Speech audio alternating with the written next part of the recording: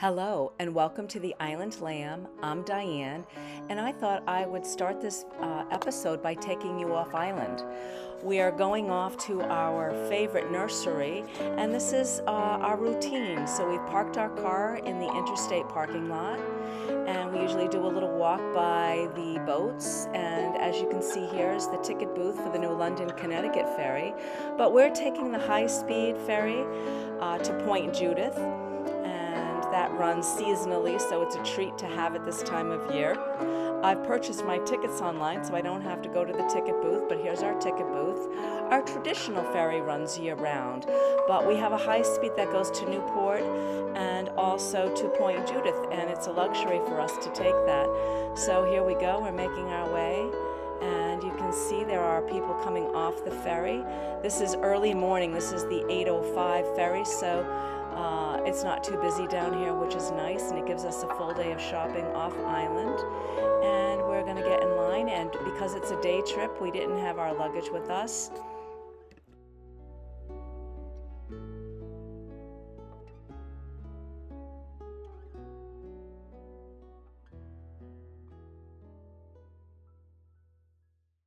So here we are. We've arrived at the Farmer's Daughter. This is our favorite nursery. It is full of perennials and annuals.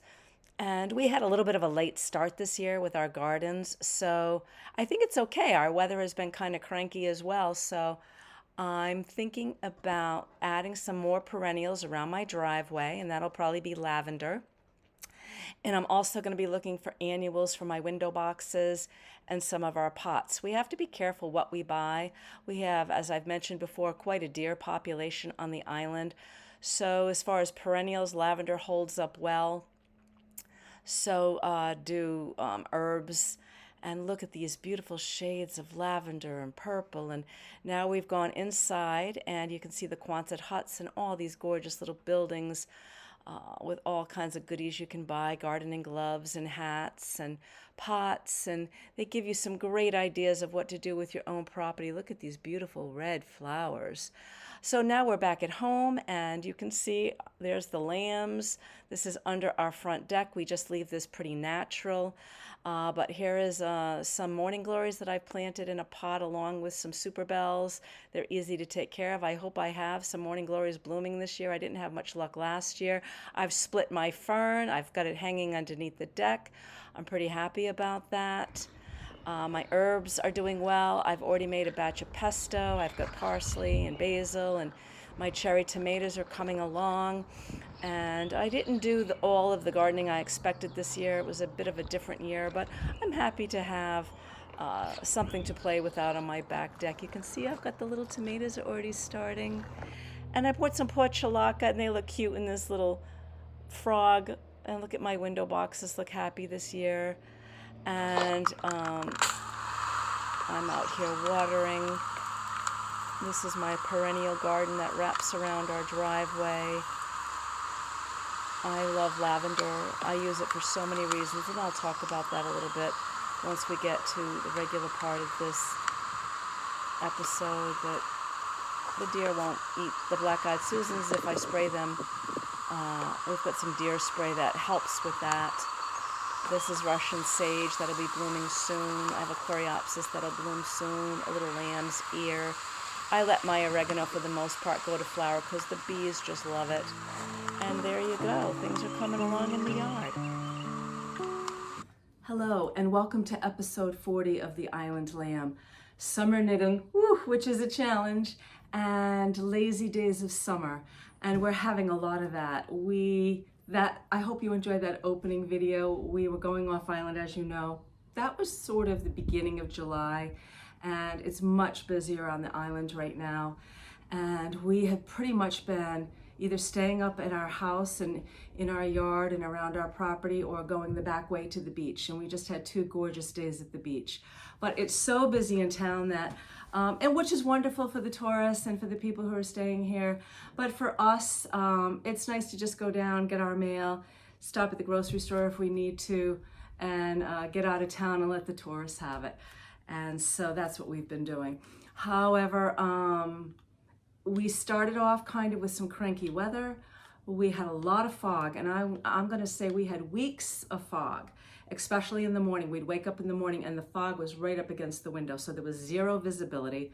And the good thing about that is all of our plants in our lawn were nourished between some of the rain and then that humidity and that fog. It was also nice because, as you know, we live up on a hill that kind of overlooks the approachway for the airport.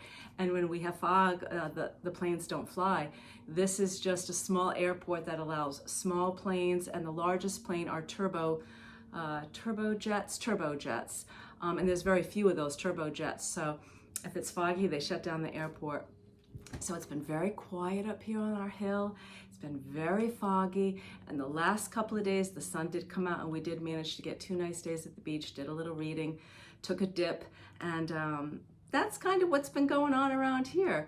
As far as knitting goes, for those of you who live in the Northern Hemisphere, I know you experience this too. You want to knit, but you really have to think about what you're going to knit on. So especially on these hot and humid and muggy, foggy days, natural fibers have a tendency to sweat, and your hands can get sticky, and the needles can feel sticky, and the yarn can feel sticky, so it's not that much fun. I usually will knit socks in the summer. However, if you can imagine, I am out of sock yarn, so I've got a kind of running list of some things I need. I had mentioned to you earlier, I really don't need a lot more in the way of summer tops.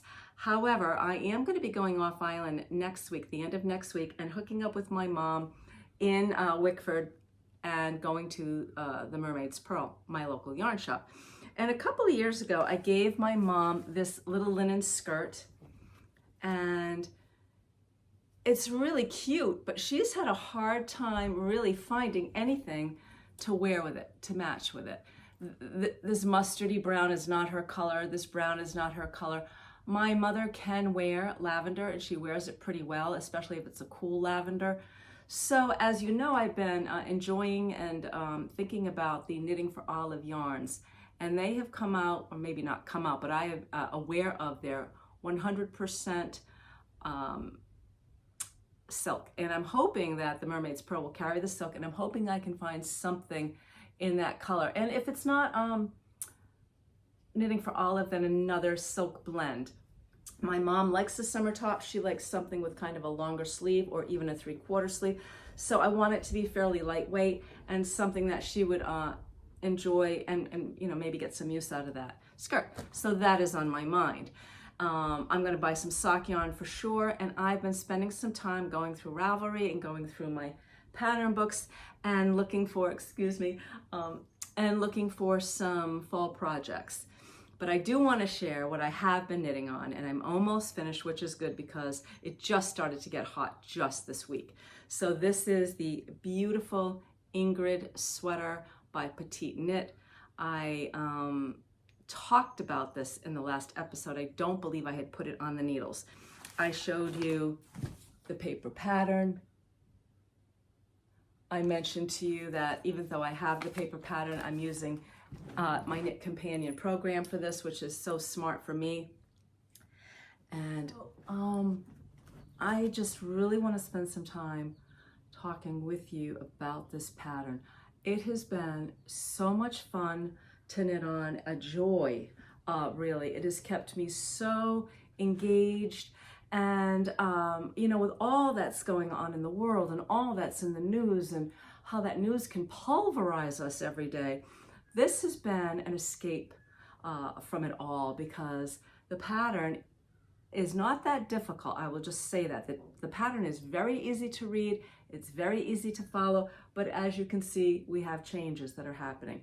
And just in the nick of time, I think, so there's no sense of repetitiveness really, and you're looking forward to the next thing, and it has kept me in the present moment.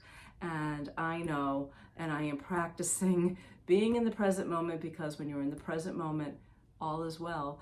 It's when we start going back, or we start thinking about the future, that we can sometimes get ourselves anxious or worried. And I found that working on this sweater just was a delight. It was a meditation.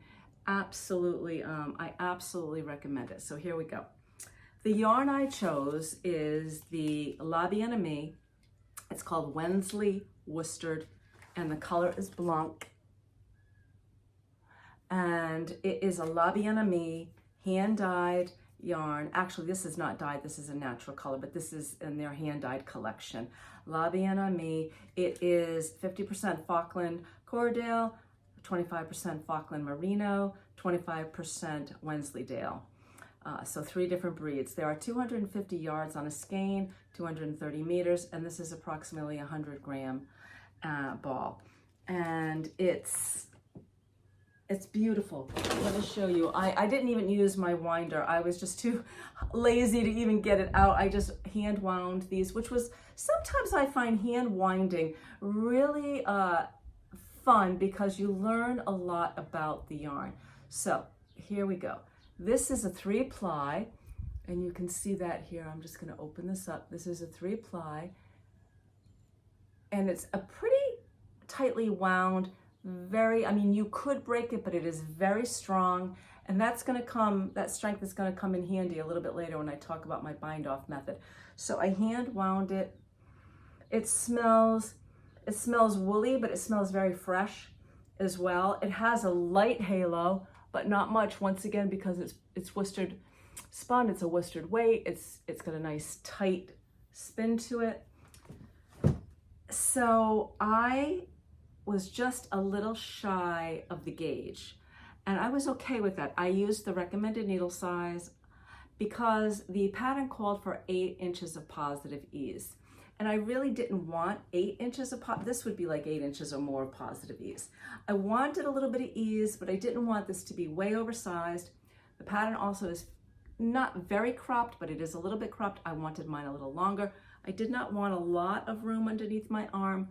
I wanted to be able to get my coat on over it. I didn't just want this to be the kind of sweater you just wear out apple picking, as my cousin says. You know, we all have those big heavy duty sweaters that you can't get your coat on. You use them a couple of times a year. I wanted to be able to wear this fall right through till early spring. So I made the decision to let my gauge just be slightly under, and I made the size large. Now I'm a 41-inch bust, but I went with the size large, which is I'll just put this up in the show notes because I don't think I'll be able to find that easily. Yes, the large is 37.5 inch to 39.5 inch measured bust measurement. So the circumference of your bust. And I would typically go with the 39.5 to the 43.5. But with 8 inches of positive ease, I knew, even though my gauge was slightly under, that I could absorb that difference and end up with a fit that I am pleased with. Now, I haven't blocked this yet, but I've had this on. It's going to fit me perfectly. So you start at the top. This is a paid-for pattern, so I don't want to spend too much time talking about the pattern. The process, it's top down, but you're going to start in the back, and by virtue of German short rows, you're going to work across the back, flat, short row, the shoulders,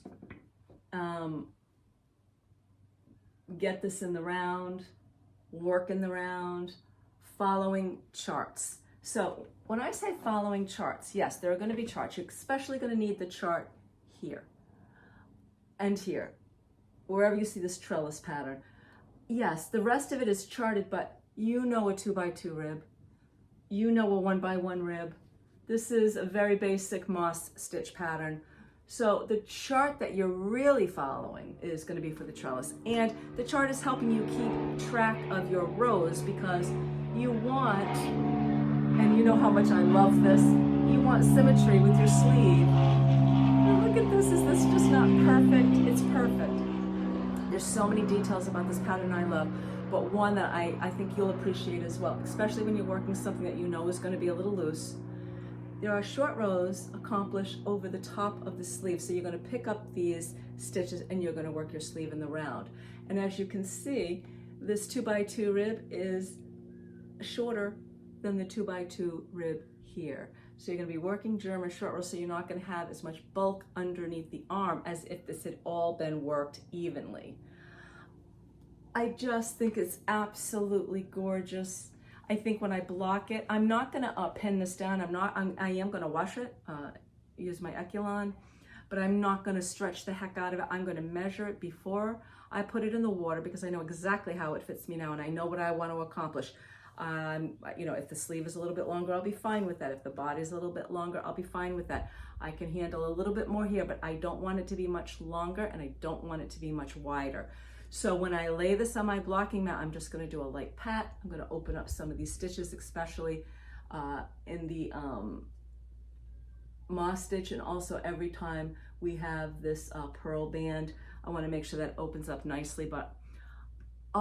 So my biggest decision I have to make now is what I'm going to do about the neck, because as you can see in the pattern, the neck can go up pretty high, and I don't have the longest neck. One, it is wool. I don't usually have too much of a problem with wool, but when I try this on, I definitely feel the wool. So for those of you who are thinking about making it, think about your yarn choice. The pattern gives you several different options.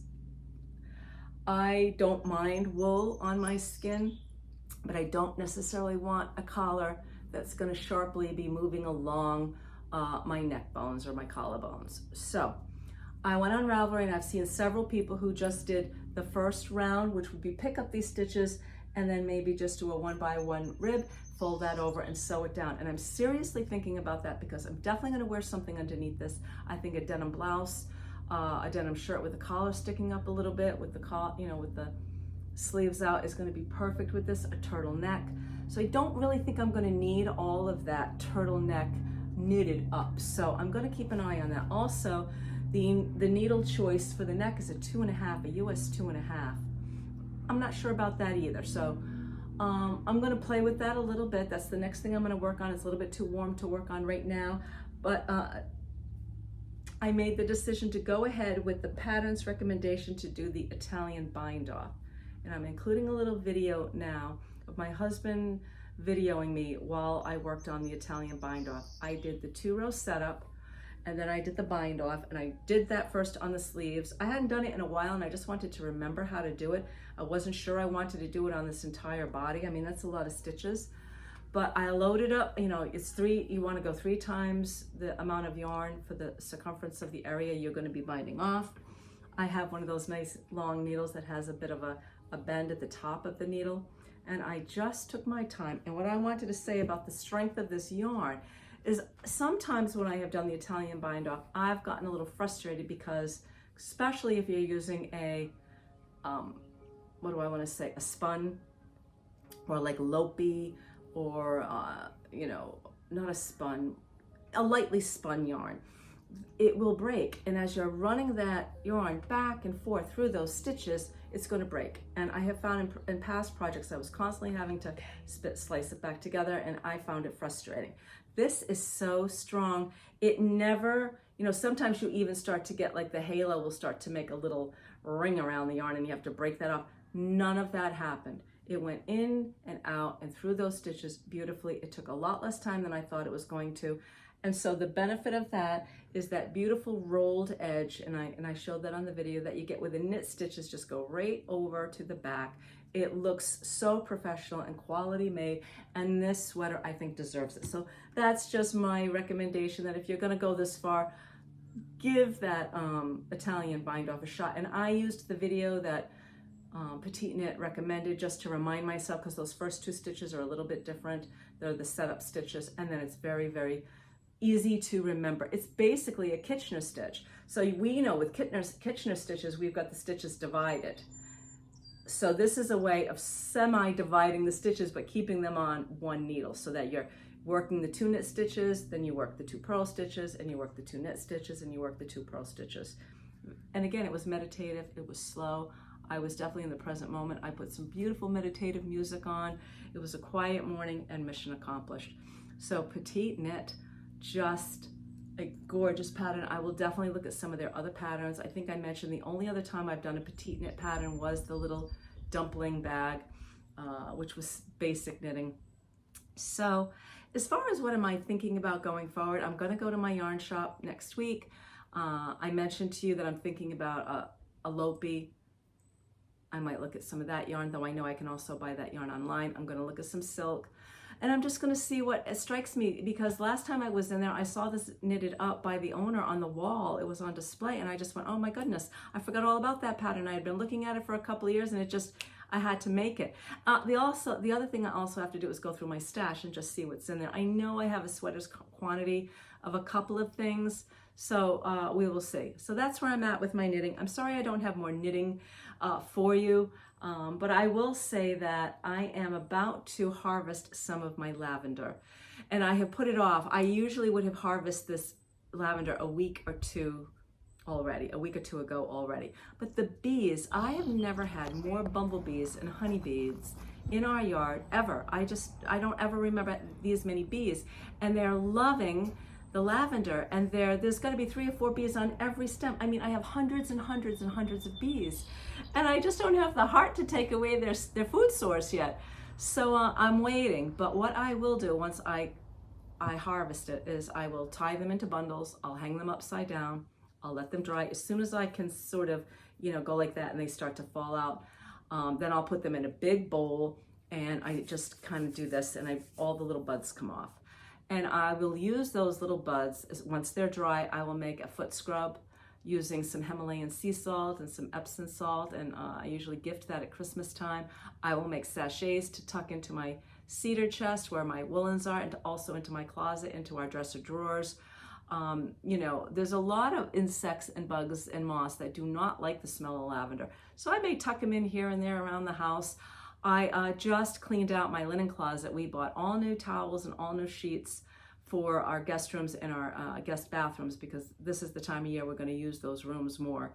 And separated all the old stuff to use for when we're painting, to use as drop cloths. And the linen closet looks so nice. I've just got 2 sets of backup sheets for the guest rooms, and I put a little pretty satin bow over them, and I'm going to put a sachet in there, and I'll tuck some sachets in that linen closet. So when I take out a towel, when I take out a set of sheets, everything is going to smell nice and fresh and lavender-like. I like to also, whenever I go to visit anybody this time of year, I'll bring a sachet with me, along with whatever the house gift is going to be that I'm going to bring. The other thing is my basil. I think you saw in the opening video, my basil has been incredible. So I've already harvested once. I made a big batch of pesto. I'm going to harvest it again. If you don't make your own pesto, and if you haven't really experienced pesto, I highly recommend it. Last year around this time, I did a little quick video on how to make pesto from a YouTuber that I had seen online.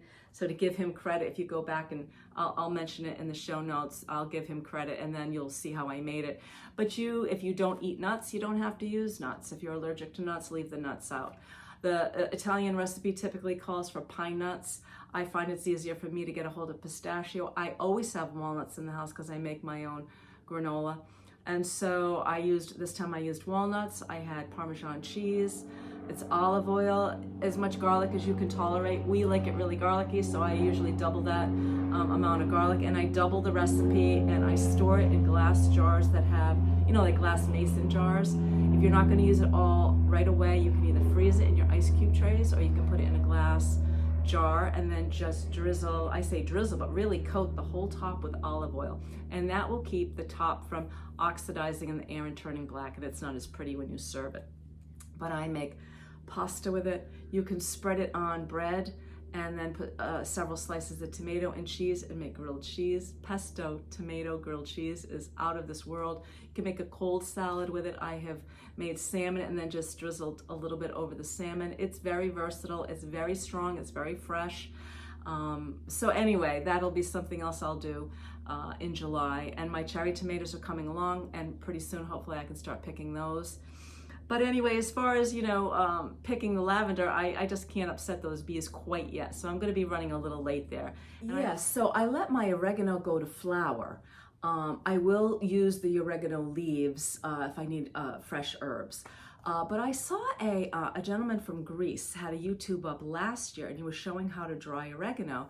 And he showed how to dry oregano leaves, but then he also showed how to dry the oregano flower, which is basically how I do my lavender. Pick it, hang it upside down. When it's dry, then, break off the little flower buds. And he uses the flower buds as an herb. And I did that last year, and I have several recipes that I make in the winter. It's a Greek chicken recipe, and a couple of other recipes that call for oregano. And I found myself using the buds, and I really liked the floral flavor of the flowers. So, you know, the bees are loving the flowers on the oregano too, so I haven't cut those back. The other thing I wanted to mention to you, which again is not knitting related, is this really cute book I read. I don't know if you have been reading the Ellen Hildebrandt Nantucket series, and you don't even have to read it in order, but being from New England and knowing Nantucket, I think a friend of mine told me about them many years ago, and I had read them all in order. Well, Ellen Hildebrandt is just put out her last issue of the Nantucket series, and it's called Swan Song. And she's going to continue to write. She's just not going to keep writing about Nantucket. And what I loved about these books is you know some of the characters, you know the chief of police, and it's a good, fun beach summer read. So we just read that, and that was kind of fun. So that's Ellen Hildebrandt, and that's the Swan Song. And I think that's really all I have. I did want to say thank you for any of you who looked up the pressed flower shawl auction, the silent auction that was on the medical center's fundraiser. Somebody did purchase it. So I am pleased that I was able to donate something that helped raise money for the medical center. And I'm just looking through my notes. So the bees, the butterflies, the dragonflies, the ladybugs, it's just been incredible. And I don't know about in your house or in your yard, but this is the best year we've ever had for hydrangeas for two reasons. One, I don't know if the deer they just haven't been out with their babies. I don't know if they got a late start this year, but we haven't seen the fawns out, and that's usually what happens. The mothers will drag them, walk the fawns around the yard and show them everything they can eat. And the first thing they usually take them to is our hydrangeas. We have one hydrangea bush outside of the secret garden. We spray this deer spray on it, which is kind of hit or miss. If it rains and it washes off, you can't really always trust it. But this year we haven't seen the baby deer, the fawns, and we had the most incredible, look at the size of these beautiful hydrangea buds. So everything has just been like on steroids. The grass is still green, it's lush. The vegetable garden's looking great. The window boxes are doing great. Lots of little ladybugs and the dragonflies. And I'm wondering if we're going to see some fireflies this year. I don't know if you have them in your area. We don't seem to have them every year. Well, I didn't see any last year, but a couple of years ago, we were sitting out on our front deck at night one night, and it looked as though somebody had strung little white fairy lights on all the trees and brush all the way down the property. And I was just trying to get a fix on what is that? And then I realized the whole lawn was glittering, and we had beautiful fireflies. So July is really magical. It's a slow month for us. I did go off last weekend. Last week to see Mom. I'll go off next week to see Mom. We'll get to that yarn shop. And but until then, I'm reading some summer reads. I'm thinking about what I want to knit next, and eating corn on the cob and enjoying all the local specialty items, all the seafood and fresh seafood this year. And let me know what July is like for you. I mean, what are some of the special things that you do in July? Did you have a parade for the 4th? Did you have fireworks? Do you do a clam boil? Those are some of the things that we do in July. And I think those traditions and those rituals seem to make the month seem like it lasts longer. June went by in the blink of an eye, and July is just moving along slowly. So I wish you a beautiful July, and I'll see you again soon. Thank you. Bye.